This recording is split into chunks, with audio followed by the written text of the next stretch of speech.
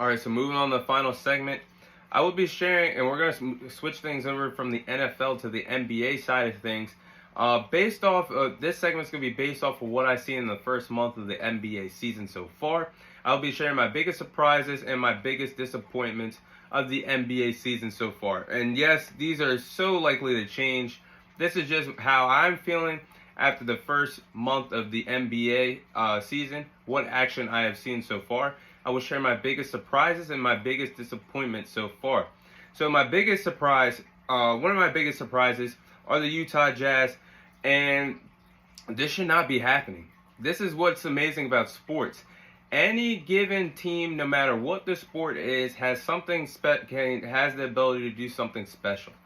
Anybody who is not supposed to be a contender can always be a contender. Anybody that's not a Super Bowl favorite, NBA final favorite, World Series favorite, you keep going on and on about your particular sport that you like and love. But it's always a surprising team that pops out from any sport, from any NBA season, NFL season, MLB season, college football, college basketball, whatever you guys prefer. But this is what sports is all about. And the Utah Jazz are right now, as I record this video, are a top team in the Western Conference. They're currently 12-7 with an 11-4 record against Western Conference opponents this season. And the front office, this should not be happening, but this is how sports works. The front office this past summer just traded away their franchise pieces and Donovan Mitchell and Rudy Gobert. And they're going out there and competing on a nightly basis after trading away their two cornerstones that were a part of the Utah Jazz franchise. This is incredible. I think this can truly be a playoff team. Do I think they're going to be the top five seeded team in the Western Conference come April, come playoff time? No. It's not going to last long for them being at the top. But the fact that they're at the top right now with all the loaded teams in the Western Conference is actually surprising, and I applaud it. I think this is going to be a playoff team when it's all said and done, though. Most likely a first-round exit, but we've seen crazier things in the NBA. But I do think this team has the capability to be a playoff team come April and come springtime. They do have talent still. They did get Colin Sexton. In a trade, the trade that involved Donovan Mitchell, they did land him there. Mike Conley is still there, a veteran player, former Sixth Man of the Year, coming off the bench. You still have Rudy Gay, who is a talented player there as well, a veteran guy who can contribute on a nightly basis. And this team reminds me of the 2020 Oklahoma City Thunder team that had a 1.5 or 2% chance of making the playoffs. When it was all said and done, they still made the playoffs in the 2020 season in the NBA. They were a first-round exit. I think this team reminds me exactly like that. If I pulled up the percentage of what the percentage of chance that the Utah Jazz were supposed to make the playoffs this year, it'd probably be in that bubble, 1.5, 2% chance that they make the playoffs. I like what I see. They go out and compete on a nightly basis. Definitely one of my biggest surprises so far in the beginning of the NBA season. And then we have Shai Gilgeous-Alexander as my second biggest surprise. Right now, SGA is a top 10 player currently in this NBA season. You just love to see it. He's having a monster year right now, averaging 31 points per game, 6 assists that leads the league right now, and is doing that on a nightly basis. And have that, when I say averaging 31 points per game, that's fourth among all NBA players on a nightly basis. He's leading the league in assists at six a night. That's outstanding for the circumstances he's playing right now in Oklahoma City. He's already had 11 games where he has scored 30 points or more this season. This is a kid that we all know he's had talent. We've seen Chris Paul bring out the best of him in his short stint when he was with the Oklahoma City Thunder. Now we're seeing SGA grow. We're seeing a star being grown on a nightly basis. And it's unfortunately because this team doesn't get talked about as much as the other big teams, when the other star players that have great performances on a nightly basis. We're talking about Luka Doncic. We're talking about Giannis. We're talking about Joel Embiid that gets a lot of attention. Jokic, the two-time reigning defending MVP, that gets a lot of recognition. All those guys get a lot of recognition on a nightly basis. SGA deserves a lot of credit right now. He has, like I just said, 11 games where he scored 30 points or more this season. He should be talked about all over the world right now. All analysts should be talking about him, giving him his cup of tea, his time, and his flowers for what he's doing on a nightly basis. And he's doing this on currently a rebuilding Oklahoma City Thunder team. They're a young team. They're out there without their first overall pick in Chet Holmgren this year, who will not be playing for the entire season. So he's doing this in a rebuilding structure with a lot of young, talented guys by his side. If he keeps this up, I think that SGA will make his first All-Star game of his career. And I think he's going to win the Most Improved Player award this season. We've seen John Morant take a leap like that. I think we're seeing same thing from SGA. Hopefully he keeps it up, and I think he's going to have a great NBA season. Now let's move on to my two disappointments. And this is going to worry some of you guys, but they're not looking good so far. So my first biggest disappointment is the Golden State Warriors. And I know my co-host Fred Harris is not happy about what he saw from the Golden State Warriors so far this NBA season. Now, they do not look like the same Golden State Warriors, the dynasty that we're normally used to watching. They just don't look like the same team right now. Defensively, they look a mess. Klay Thompson does not look like himself, needs to produce more than 17 points per game. And pump the brakes. I understand he had a big game the other night against the Houston Rockets where he did have 41 points that night. His tag team partner, Steph Curry, had one heck of a game as well. And in that game, Klay Thompson had 10 three-pointers that he scored in that game when he scored 41 points. But I need to see it from Klay Thompson. He's one of the best shooting guards, one of the best shooters of all time.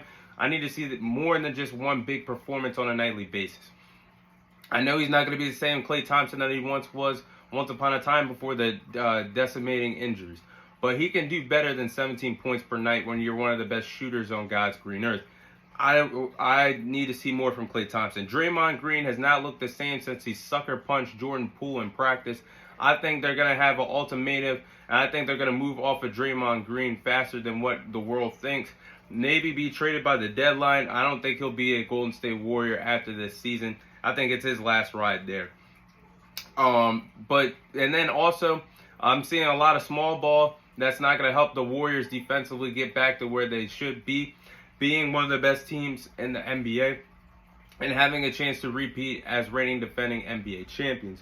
One thing I will say, need a water break. One thing I will say, James Wiseman should not be in the G League right now. Why did the franchise send him to the G League? He was just the second overall pick in the 2020 draft class. I understand they won the championship without him due to the fact that he was injured and not there during their deep playoff run. But this is not a guy that you give up on so fast. This is not a guy that you send to the G League for an assignment. They got to do better than that. They got to get him back on that active roster where he should be on a nightly basis, because small ball is what kills the Warriors defensively on a nightly basis. So I need to see more out of them. I know they'll turn things around as the season goes on, but definitely one of my biggest disappointments right now. And then last but not least, and I knew I was going to put them on my list, is the Los Angeles Lakers. Right now, no matter what they do, we're going to look back on this in the next 5 to 10 years as this was one of the biggest failures in NBA history.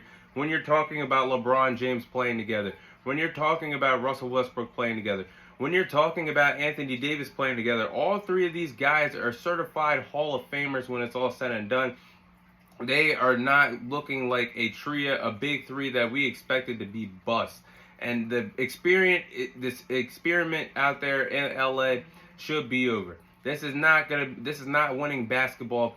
What they're doing out there on a nightly basis should be sickening for all Lakers fans out there, especially my co-host Curtis Green, who is a Lakers fan himself. This is disgusting. And the team has not gotten better. Definitely this NBA offseason, they should have moved off of Russell Westbrook to find role players and players who can shoot the basketball, because once again, this team is one of, if not the lowest shooting, has one of the lowest shooting percentages in NBA out of all 30 teams in the NBA today. They have nobody that is a certified shooter. someone whose specialty is shooting. Maybe the closest person to that is Kendrick Nunn, but he's not known to be a stout shooter. This roster lacks shooting, and it shows on a nightly basis. And even with new head coach Darvin Ham, this team is still not meeting expectations. They're doing everything they can to figure out how to win. They started bringing Russell Westbrook off the bench. Maybe that is the spark that Russell Westbrook needed. This is the best that I've seen him play since he's been rocking the yellow and purple in a Lakers uniform. But the fact that you had to put a certified Hall of Famer bring him off the bench, a former MVP, I will mention it also. The fact that you got to do all this just to attempt to win games is unprecedented. It's sickening, and this is not working. And we don't even know how good the Lakers are altogether, because when they have a better winning percentage when LeBron James doesn't play, when it's just Russell Westbrook and Anthony Davis out there. That's not winning basketball. You need to win with all three of these guys on the floor, not when one guy is missing.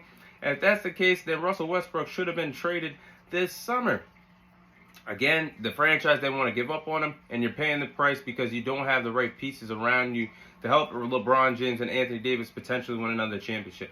Maybe even move off of Anthony Davis at this point and try to get shooters. But this roster isn't working. They're still one of the worst teams in the league.